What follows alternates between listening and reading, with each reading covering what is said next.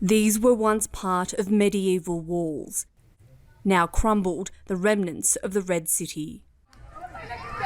For hundreds of years, people have come together in the Medina of Marrakesh, but never like this. Hundreds are again sleeping in the streets, most now without a home. I live in the street and I am begging. My sister was married but her husband died. She had an older daughter. My sister and her daughter are sleeping here and I don't know what I'm going to do. By day, there's shoveling in the maze of alleyways as Moroccans work to clear the rubble and remains. All the old buildings in Marrakesh were damaged and here we are just cleaning. Also, the government is cleaning up the city and we are just cleaning in front of our house. Larson has just arrived in Marrakesh, reuniting with his sister Hafida, who has been sleeping on the streets. He was overseas when the earthquake struck and is now making the journey back to what's left of his hometown. Now we're going to Amizmiz to see our house. We want to see what happened there and to see our family. We are going closer to the epicenter of the earthquake, to a place called Amizmiz, which is about 50 kilometres south of Marrakesh.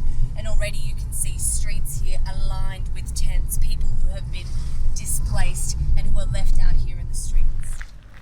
Larson walks through the streets of his childhood.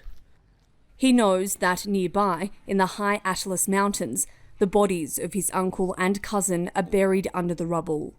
Just now I see this thing, I'm shocked and I'm scared. Upstairs is what's left of Larson and Hafida's home. Their building is still standing, but barely. The earthquake was a surprise for us, but now I see it, I am even more scared. This is very scary for us and very hard for us. Help has finally arrived here in Amizmiz, and tent cities like this have been dotted all over this region, but people here are still struggling. Many are severely injured. First aid has arrived, but people are still feeling uncertain of when or if they will be able to return home. Now, this is the type of operation that is needed past the mountains. So far, rescue teams are still trying to reach those people in very rural, mountainous areas that is behind Amizmiz here. The siblings are thankful they do have a place to stay, but fear the building could crumble at any moment. With nowhere else to go, they say they will take the risk and sleep here, and tomorrow they will begin the search for the bodies of their loved ones. Daniella Robertson, TRT World.